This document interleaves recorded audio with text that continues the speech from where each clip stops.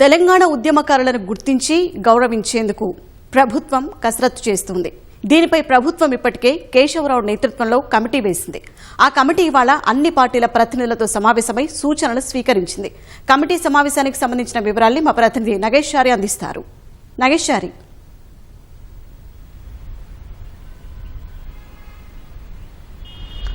షాహీన్, తెలంగాణ ఉద్యమకారులను గుర్తించి వారిని గౌరవించేందుకు రాష్ట్ర ప్రభుత్వం కసరత్తు చేస్తుంది. అందులో భాగంగానే ఈరోజు కమిటీ అన్ని పార్టీలతో సమావేశమైంది.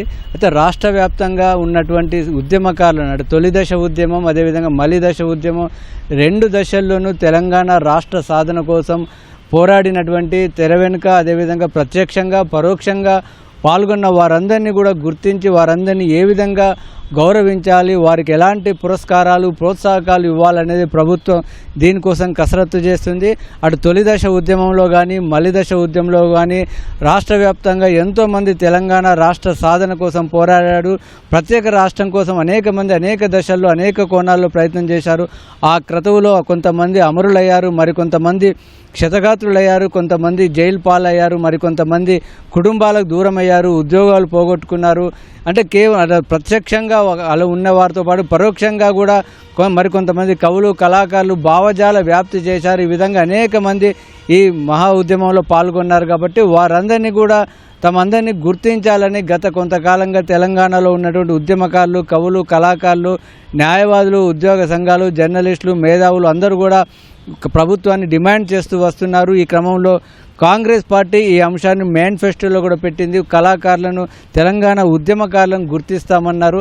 కాబట్టి ఈ నేపథ్యంలోనే రాష్ట్ర ప్రభుత్వం ఈ కసరత్తు ప్రారంభించింది. అయితే ప్రభుత్వం ముందున్న సవాల్ తెలంగాణ ఉద్యమకారులు అంటే ఎవరు అనే అంశాన్ని గుర్తించాలనేది ముందుగా ప్రధానంగా అంశంగా పెట్టుకున్నారు.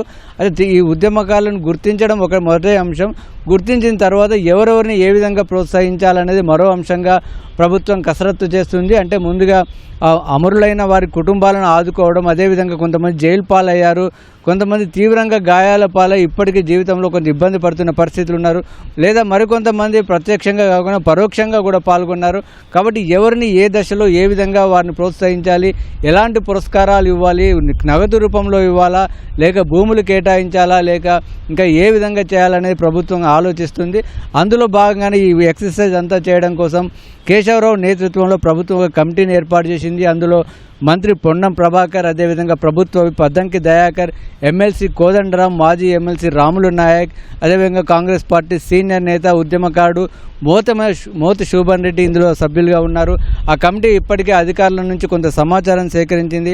ఇప్పటికే వివిధ దశల్లో ఉన్నటువంటి ఎఫ్ఐఆర్లను ప్రాథమికంగా తీసుకుంది. అయితే ఎఫ్ఐఆర్లు కాని వారు అదేవిధంగా ముందుగా చెప్పినట్టుగా ప్రత్యక్షంగా కాతో పాటు పరోక్షంగా కూడా పాల్గొన్న వారు ఉన్నారు. కాబట్టి వారందరినీ కూడా గుర్తించడానికి ఏ విధంగా ఎక్సర్సైజ్ చేయాలనేది కమిటీ ప్రయత్నం చేస్తుంది. ఇప్పటికే అధికారులతో కమిటీ సమావేశమైంది, వివిధ మార్గాల ద్వారా సమాచారం సేకరించింది. అందులో భాగంగానే ఈరోజు అన్ని పార్టీల ప్రతినిధులతో సమావేశం అయింది. Congress party, BRS, BJP, BSP, CPI, అదేవిధంగా తెలుగుదేశం పార్టీ వీరందరితో సమావేశమైంది.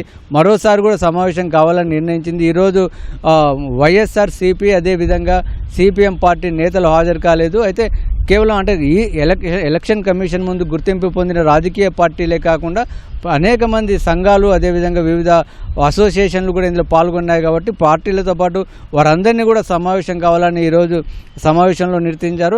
అన్ని పార్టీలు కూడా ప్రభుత్వ నిర్ణయాన్ని ఈరోజు సమావేశంలో స్వాగతించాయి.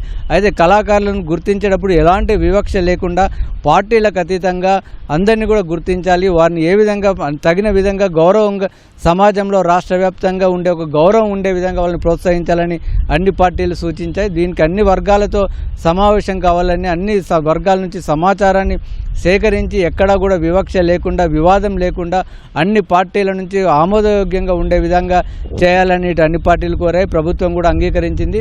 దీన్ని దశల వారీగా చేసి వీలైనంత వరకు ఒక సమగ్ర రూపం ముందు గుర్తించిన తర్వాత ప్రభుత్వం నుంచి క్యాబినెట్లో చర్చించి వారిని ఆమోద ముద్ర వేసి తర్వాత వారిని సంబంధించిన ఏ విధంగా గుర్తించాలని నిర్ణయం తీసుకున్నారు. ఈ ప్రక్రియ అంతా కూడా సెప్టెంబర్ 17 నాటికి పూర్తి చేయాలని ప్రాథమికంగా భావిస్తున్నారు. దీనికి సంబంధించి ఇంకా దశల వారీగా చేసిన తర్వాత చివరిగా ముఖ్యమంత్రి, అదేవిధంగా అన్ని పార్టీల అధినేతలతో కూడా చర్చించాలని ప్రభుత్వం భావిస్తోంది. షాహీన్.